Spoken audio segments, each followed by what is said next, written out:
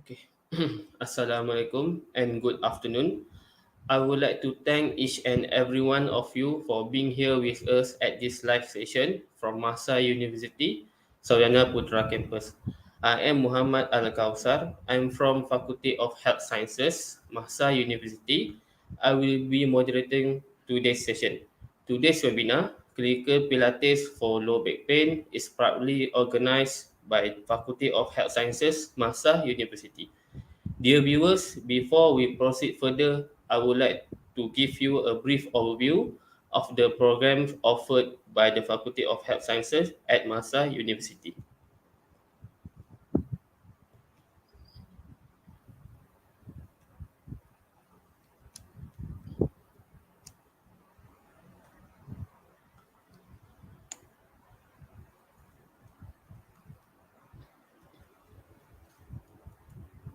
Okay, Faculty of Health Sciences consists of School of Physiotherapy, Department of Environmental Health, Department of Medical Imaging. Okay, under School of Physiotherapy, we have Diploma in Physiotherapy, Bachelor of Physiotherapy, Bachelor of Physiotherapy ODL, and Master of Physiotherapy. Under Department of Environmental Health, we got Diploma in Environmental Health, Bachelor of Environmental Health and Safety, Bachelor of Environmental Health and Safety ODL, Diploma in Occupational Safety and Health. Under Department of Medical Imaging, we got Diploma in Medical Imaging, Bachelor of Medical Imaging, and Bachelor of Medical Imaging ODL. Okay, why join MAHSA? Sorry, why join Health Sciences? So, low risk of job redundancy, opportunity to work in variety of setting, a career you can feel good about, lucrative remuneration, no boring work routine, and high job demands because we are essential service. Okay, for Master of Physiotherapy, we got 1 year program for full time and 2 year program for part time. And these are the entry requirement. Okay, for Bachelor program under our faculty, we got Bachelor of Physiotherapy, Bachelor of Physiotherapy Open and Distance Learning, which is ODL, Bachelor of Environmental Health and Safety, Bachelor of Environmental Health and Safety ODL, Bachelor of Medical Imaging, and Bachelor of Medical Imaging ODL. Okay, and these are the entry requirement. For diploma, we got diploma in physiotherapy, diploma in environmental health, and diploma in medical imaging. So these are the entry requirement. And also we got diploma in occupational safety and health. This 3 year program, and these are the entry requirement. Okay, so why choose Faculty of Health Sciences? Teaching and learning. We are interactive teaching and emphasis on hands-on clinical skill. We got face-to-face and online platform, which is LMS. Wide list of hospital institution for clinical and industrial placement. Accredited by MQA and GPA with international recognition. We got dual award with ARU. Cross teaching by expert. MAHSA has the most number of health disciplines in a single institution among IPTS. Various study modes, we got conventional and ODL, and experienced and dedicated international pool of academic staff. Sorry. Okay, so here are MAHSA scholarship available. For example, we got Haji Abdullah Academic Excellence Scholarship, Foundation Scholarship, Blue Ribbon Scholarship. And here some of the collaboration with MAHSA University. Sorry. For example, Malaysian Physiotherapy Association (MPA) and World Confederation for Physical Therapy. And here is the student mobility program. Here we can see we got student exchange with Irio Sose University, Lovely Professional University, Universitas Sriwijaya. Okay, we welcome you to join us.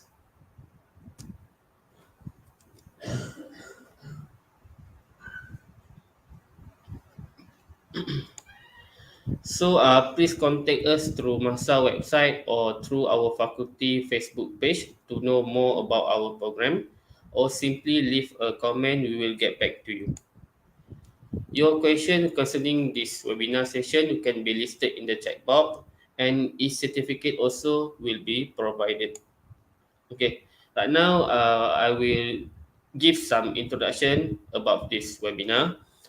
Low back pain is among the leading causes of disability worldwide. It is estimated up to 80% of adults will experience an episode of low back pain at some point in their life.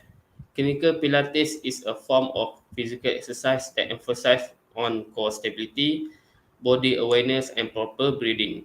Research evidence have report encouraging result of its effectiveness in managing various musculoskeletal conditions, particularly low back pain.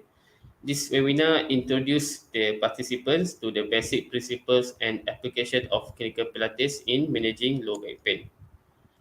Okay, right now I will give introduction regarding our speaker. He is Mr. Jason Ngor. Mr. Jason Ngor complete his Bachelor of Physiotherapy and then obtained his master's degree in medical science, majoring in physiology. Mr. Jason is a certified Sport Pilates instructor and has been focused on Pilates for last 5 years. Mr. Jason is also a certified practitioner in osteopathic manipulation, dry needling, kinesiotaping, as well as lymphatic activation. Okay, right now let's welcome Mr. Jason.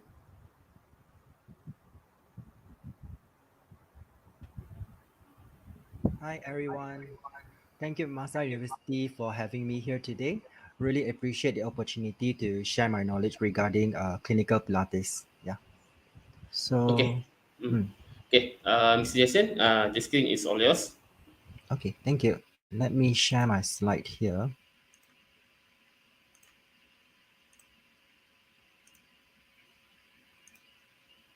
Okay. As the slide suggested, for today's topic, we'll be talking about clinical Pilates for low back pain.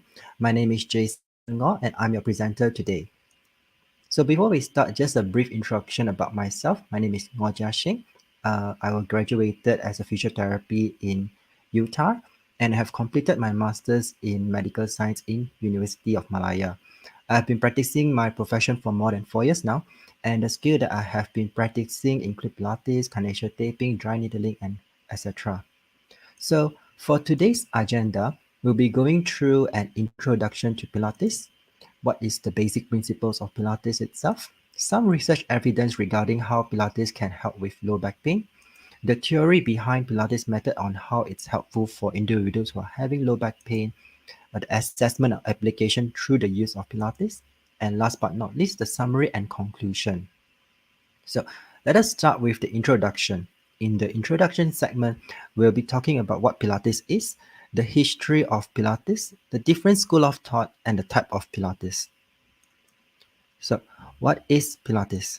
It is actually a mind and body exercises ranging from a low to moderate impact. It utilizes core stability, strength, and flexibility and emphasizes a lot on muscle control, posture, and breathing. It develops the body through a muscular effort that comes from the core itself, okay, which will actually increase body awareness and to support everyday movement, allowing it to be more efficient. With that, it can also help to improve posture, balance, breathing, muscle tone, core strength, and also the strength of the body. Because of that, it has been used in multiple settings such as the rehabilitation and also fitness setting. So in short, it is an exercise program that focuses on the core muscle and also body awareness to help improve the strength, control, flexibility, and many more. So how is Pilates actually founded? So it is actually founded by the person named Joseph Pilates here. Okay. At first, he created this technique to treat his sickly body when he was a child, and surprisingly, he actually recovered from the sick itself. He studied different exercises such as yoga, martial art, and also many more different form of exercises. That's why some exercises can be seen in the Pilates exercise. And during the later part of World War I, he served as an orderly in a hospital.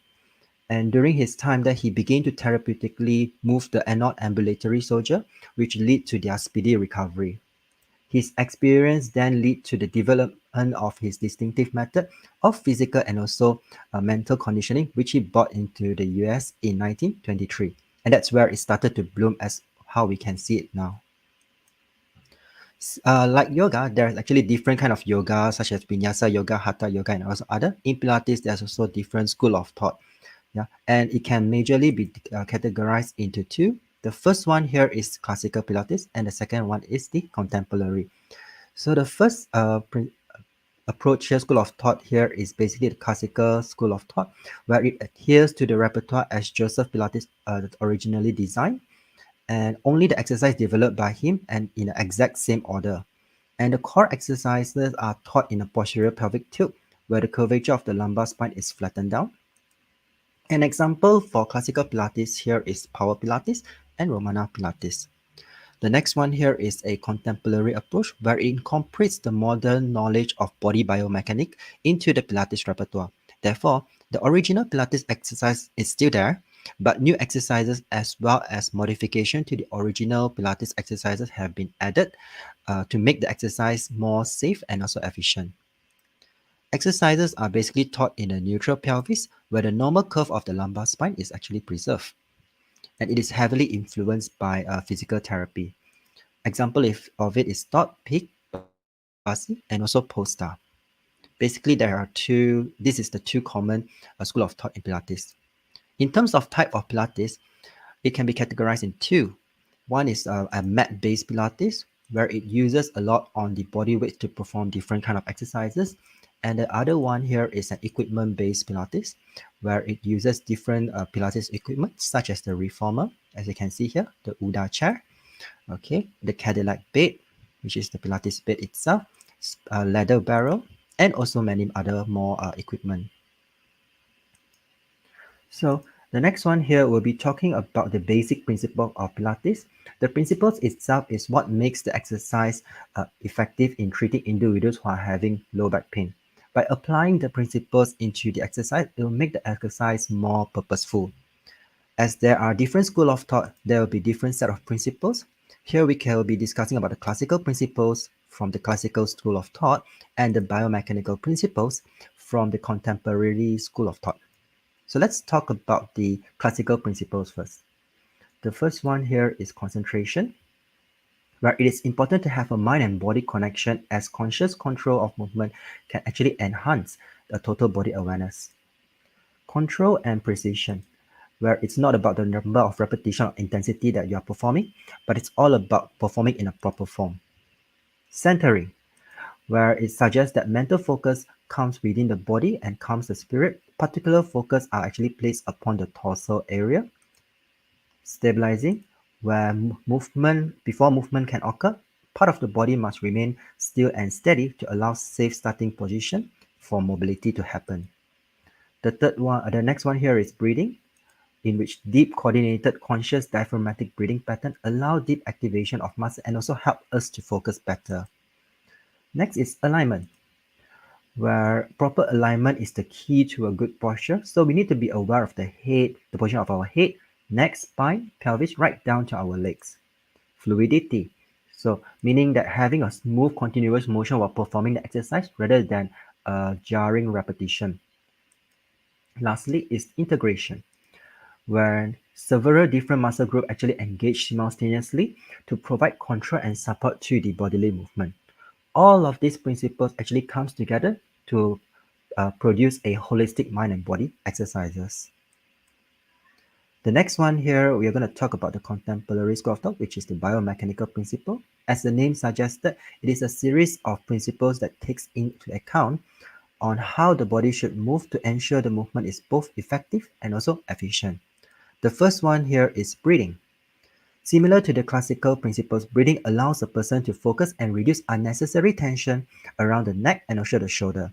Proper breathing pattern will allow a person to recover better as sufficient oxygenation and nutrients are provided towards the cell around the body. The next one here is pelvic placement. As the pelvic position will has an effect on the position of the spine, the hip and also the hip. Therefore, proper positioning of the pelvis is required. And also, other than that, neutral pelvis is actually emphasized the most because the core muscle, whenever it is in this position, will actually able to work best. The next one here is rib cage placement. Rib cage is also an important as it can affect both the breathing and also the length of the muscle of the abdomen. As you can see here, the rib cage, the muscle of the abdomen itself is also attached towards the rib cage. So the position of the rib cage, if it's different, it's going to indirectly affect the length of the abdominal muscle. Okay. The next one here is scapular movement and stabilization, where the scapula is with or the shoulder blades needs to be stabilized properly by the muscle around it to ensure proper arm motion and also to avoid tension around the neck and also the upper back. Okay. The next one here is the head and cervical placement. As the head actually houses multiple organs or sensory organs of the body, such as the brain, the eyes, the ears. It is important to ensure the head is placed in a proper alignment so that they can actually receive external stimulus effectively. Plus, proper head and cervical alignment can actually reduce stress around the neck and also the shoulder, especially when they are performing exercise. Next, we're going to talk about look into some of the research evidence of using Pilates in treating low back pain. So here is a meta-analysis from the Cochrane Library, which compares Pilates with minimal intervention. Okay, and in individuals with low back pain, and the outcome measure here is the pain. So meaning they want to see if Pilates can actually help in reducing pain more effectively when compared to minimal intervention. On the left side here is the collection of different research paper. Okay, and what we can see here is both individuals who had low back pain both have short term and also long term, intermediate term actually have a reduction in those pain when they are performing Pilates. So it favors the Pilates group, as you can see here. And the minimal intervention used here mostly are education and also exercise pamphlet for individuals who are having the low back pain itself. In terms of disability, as an outcome measure, Pilates helps a lot in reducing the disability in people with low back pain. What this actually suggests is that people are able to move a lot better, yeah, and also perform their daily tasks more readily when they are performing Pilates compared to those who didn't. The next one here is that we're going to compare Pilates with other form of exercises such as stationary bike, leg stretches, upper body weight, and also low back pain specific program. And we can still see that Pilates still does help a little bit in terms of reducing the pain itself. Yeah. However, the significance of it is not high and also unclear because of high heterogeneity between the study itself. Whereas for disability, the results are not significant at all. And this basically could suggest that as long as a person seek out for proper active rehabilitation for low back pain, they should be able to return to their daily activity better compared to not doing anything. Okay. So how does Pilates help in all this? Here are some suggested theory behind the Pilates method. As you can see here, there are several theories that comes to play. Okay, the first one here is about environmental modification, where Pilates helps to create an environment for the nervous system to learn the movement. Modification are done by decreasing the proprioception and also provide adequate assistance to the body, therefore allowing proper progression to a more functional task. As motor learning theory suggests that cognitive level of learning needs to take place first, thus providing the right amount of external internal stimulus is actually vital. Okay. Once association of movement take place, new movement that will help reduce the risk of injury of the back will actually happen, and also there will also be an increase in efficiency in also the bodily movement. Okay, the next one is Pilates can actually help provide adaptive loads or assistance to injured individuals. As Pilates exercise uses spring-based resistance, faulty movement can actually be broken down into components using the spring and also changing the body orientation to gravity. By successfully evaluating the patient's need and assessing the desired movement outcome, one can easily design a similar program, but with an appropriate level of load to the limb and also the trunk. And once the movement are successfully complete, the patient can progress by decreasing the assistance or changing the orientation of gravity until the desired outcome um, is achieved. Basically also mean that Pilates can provide both resistance and also assistance depending on the needs and the goals of the patient. The third one here, Pilates can also help in improving the proprioception. So this is important as individuals with low back pain tend to have a loss in proprioceptive feedback leading to decrease in trunk awareness and control. So inhibition of the core proprioception may lead to a faulty compensatory pattern which result in destructive force. Okay, and also which prolongs the healing process. And Pilates treatment and intervention goals are designed to improve the proprioception of the trunk and minimizing the destructive force. Once the patient has slowly shown successful movement without pain, the exercise is progressed by decreasing the assistance and challenge the base of support as mentioned in the previous section. With the variability of Pilates exercise, the ability to challenge the proprioception through a movement phase is basically limitless. Okay, what does this mean is that by manipulating any of the variable, either the base of support, length of lever, the degree of assistance, and etc., it can help challenge the proprioception, therefore improving it even more. The next one here is that Pilates can help in improving trunk control. This is important as trunk control is required to maintain normal orientation of the towards the gravity. And research has looked at the importance of trunk control by comparing the activity of trunk musculature, namely the transversus abdominis, which is this muscle here, among healthy subject and subject with low back pain. And the result supports that there is a core engagement in preparation for movement of the upper extremities. And core engagement is basically not thought to restrict motion of the spine, but instead to facilitate movement to happen. And such phenomenon is basically the root of Pilates based work. And it was Pilates' belief that core control is the essence of movement in controlling human motion. Okay, the next one here is Pilates can help reduce compensatory movement. And this is done by allowing the patient to be in a position with minimal resistance, minimal unwanted muscle activity, and it is important because low back pain individuals often have over recruit their muscle in attempt to stabilize, especially when their proprioceptive feedback is hindered. And over stabilization or faulty stabilization inhibit efficiency and often act as a hindrance to efficient movement. Therefore, what Pilates exercise do is to break down the movement and provide appropriate challenge to the body and to avoid compensatory motion altogether. Last but not least, Pilates can help to facilitate control movement. Another important factor in attaining automatic movement is through neurological feedback from the deep muscle of the trunk or the multifidus muscle. Okay, multifidus muscle have 6 times the number of muscle spindle or the sensory fiber or any muscle in the trunk, which is a great source of kinetic feedback for trunk awareness. Okay, so this is the multifidus muscle. Theoretically, if multifidus and other deep paraspinal muscle are inhibited secondary to pain, one could say that the same process will also happen in terms of the proprioceptive feedback mechanism of the muscle. Therefore, in Pilates, what it does is that it works on this muscle to ensure that they are ready to provide sufficient control for movement to occur. Now, in terms of motor re-education process, according to the Polestar Pilates education, they define the process of motor re-education of the spine into 3 phases, and each phase will have their own subphase.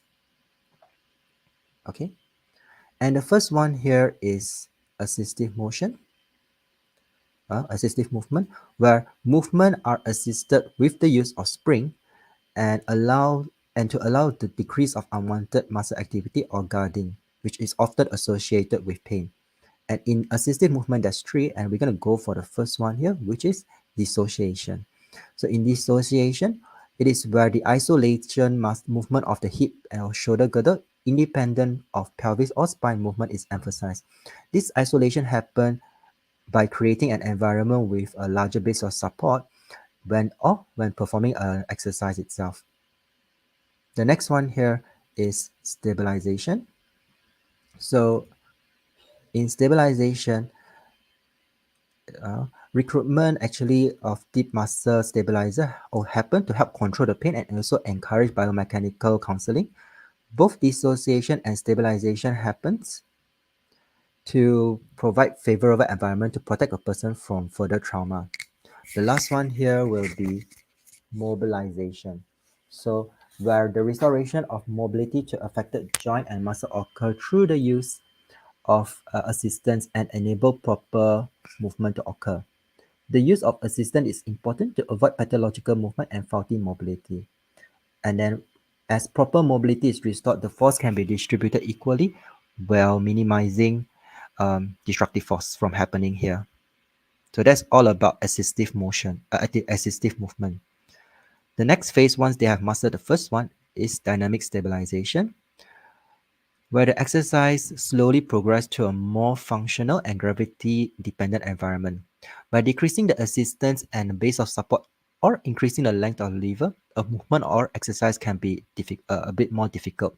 And this will then further improve the local and global stabilizing muscle. And the last phase here is functional re-education. Okay, so in functional re-education, there will be a specific city training and functional re-education exercises will be introduced. In this phase, it can be separated into two. The first one here is a foreign environment. Okay, so in foreign environment, it was shown that movement or neuromuscular re-education can carry over only from a task-specific motion. So what does this mean is that if you want to learn how to jump, you have to start jumping, or if you want to learn how to walk, you must start walking, and rather than just standing or sitting itself. However, in individuals who are injured, putting them back in a familiar environment too soon can actually lead them to seek the path of least resistance. In a way, allow compensation from happening. Therefore, what this phase do is to replicate the movement with lesser challenge and provide necessary verbal and tactile cue to prepare them before they perform the exact movement itself. An example will be given in the later slide to help you understand even better. So after foreign environment, so they'll be going to the next phase, which is in familiar environment. So once the patient managed to master the movement in a foreign environment, the patient will then return to a specific task in their day-to-day environment or familiar environment. The movement task learned within the foreign environment is progressed to a familiar environment with a normal orientation to gravity. The patient is then challenged and encouraged to build adequate endurance and efficiency of movement in a familiar environment. Tactile and verbal cue in the foreign environment are repeated to help associate each correct movement in the in performing the desired task. And the final goal is to become autonomous of the movement, which means perform the movement automatically. So that's about the theory behind Pilates itself. Now let's talk about what sort of assessment usually are done. Okay, these are just the common assessment that most professionals perform to identify the problem. Okay, so the first one here, of course, is the subjective assessment. So in the subjective assessment, assessments such as the complaints or the medical history, pain history, and others will be taken note of. And what does this help us is that it helps us to identify if there's any precaution that needs to be taken when prescribing any sort of exercises. Okay, and the next one here is the objective assessment, where professionals will observe, palpate the area of injuries and the body at the same time performing appropriate tests to identify the cause or possible contributing factor. Common analysis for movement and positioning through is for example, is a posture analysis, functional movement screening test, gait analysis or gender movement test, and so on and so forth. And after the problem is identified, it is then listed so that it can be solved accordingly to under problem listing. And last but not least is the treatment. Okay, so about the application. Through our assessment, if let's say we found out that individuals who are having low back pain have a very poor spinal stability and the body awareness is super poor, and there are lots of compensatory movement happening when performing the movement test or having high level of pain. So we categorize them under phase one. And in phase one, we are basically required to create an environment with a large base of support.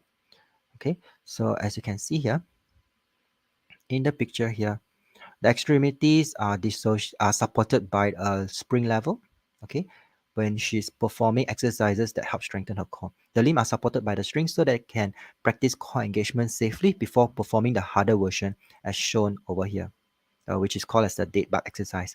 As the extremities dissociate from the trunk and on the pelvis remain in its neutral alignment, the deep stabilizer works effectively to maintain trunk control of the maintain the control of the trunk.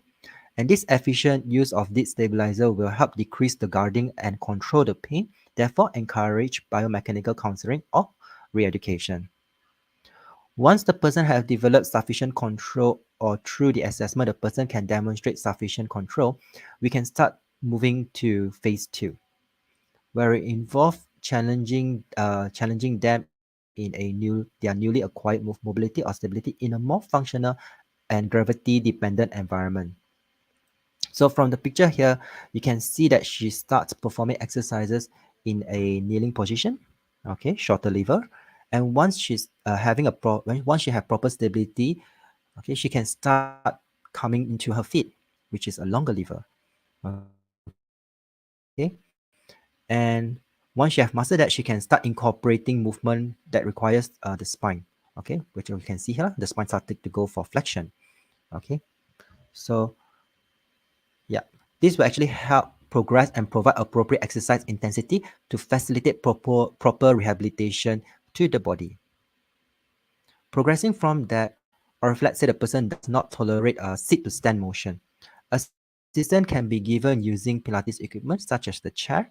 And as we can see here in the picture, the spring actually helps facilitate the sit to stand motion while allowing the person to practice the movement before going into a familiar environment. Or if let's say the a person does not tolerate jumping against gravity, the person can be placed in a supine, which is lying down face up, and asked to jump in a gravity eliminated position, as you can see here. In the foreign environment, the desired motion can be replicated with lesser proprioceptive challenge and also less destructive force, while at the same time providing a necessary verbal and tactile cue, facilitating the motor learning process even better, and so that they can perform the movement correctly. Yeah. So in summary, Pilates exercise is a very versatile tool to have in terms of rehabilitating individuals who are having low back pain. However, some exercise is better than no exercise. So as we can see through the research itself, by performing exercise itself, it can help to reduce disability level and also pain. And proper assessment must be done to identify the problem and also identify the stage of motor recovery so that it can be addressed holistically and to reduce the risk of reoccurring. Okay, so basically that's about it for my slides here. If you have any inquiries, you can contact me through my Instagram, or you can just contact me through the QR code here, as you can see. Yeah? Thank you so much. Now I'll pass the stage to the moderator here.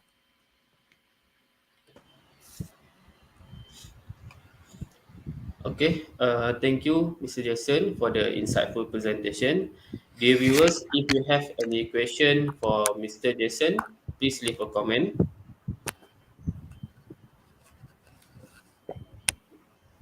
Okay, right now we got a question from Bhavitra Krishnan. I have a very tight hip muscle, which I think may contribute to back pain. May I know how Pilates can help? Hi, Bhavita. Thank you for asking the question. So first of all is that an assessment must be done, as you can see through the flow or throughout the slide there. An assessment will be done through to assess how's the tightness of the hip happen. Whether is it because really due to the tightness that's feeling the tight, or is it because the muscle is weak itself? And once we have identified whether is it more of a strength or is it more of the muscle lengthwise, we target the problem accordingly. So if let's say it is really like the muscle is super tight through the special test, then definitely there'll be some exercises that can help to lengthen the muscle through active stretching. And also if let's say it's more about the weakness itself, then proper strengthening will be given through the resistance from the spring. Yeah. So that's basically that. Oh, thank you. Thank you, Mr. Jason, for very detailed explanation. Okay, we got another question from Priya Kesar. Is Pilates suitable for all age groups? Yeah, so basically, it's suitable for all age group. But of course, if let's say the person have underlying medical conditions such as severely high blood pressure, all those contraindication or precaution will need to be taken. Yeah, no form of exercise is appropriate for everyone, but Pilates exercise is appropriate for most people because they are safe and also it can be modified. Yeah, yeah, so it can range from people who are very young, they can also start doing Pilates, but they must still have a bit of a understanding in terms of language. Yeah. Okay, thank you, Mr. Jason. So I think we got another one question. Yes. Okay. From Tamayanti Naidu, may I know how Pilates differ from other complementary movement therapies? Is it mainly focused on trunk control or flexibility? Flexibility. Well, one way you can see it, yeah, that's true. We basically focus a lot on towards the core muscle. It trains up the core because they believe that the core muscle is what makes the movement to become a bit more efficient. Yeah. And in terms of that, everything starts from the core. So if you get the core right, movement that incorporates the arms and also the legs will be a lot more efficient. Yeah. Okay. Thank you, Mr. Jason, for the answers. Okay, it seems that we have come to the end of today's session. Thank you, Mr. Jason, for joining us today and providing such insightful information. Thank To you. our wonderful audience, thank you for joining us at this webinar. We look forward to your comments and participation at future events hosted by MAHSA University. In case of any other queries, you can contact us through MAHSA website or visit our social media. Okay, thank you. Stay safe and have a nice day. Assalamualaikum.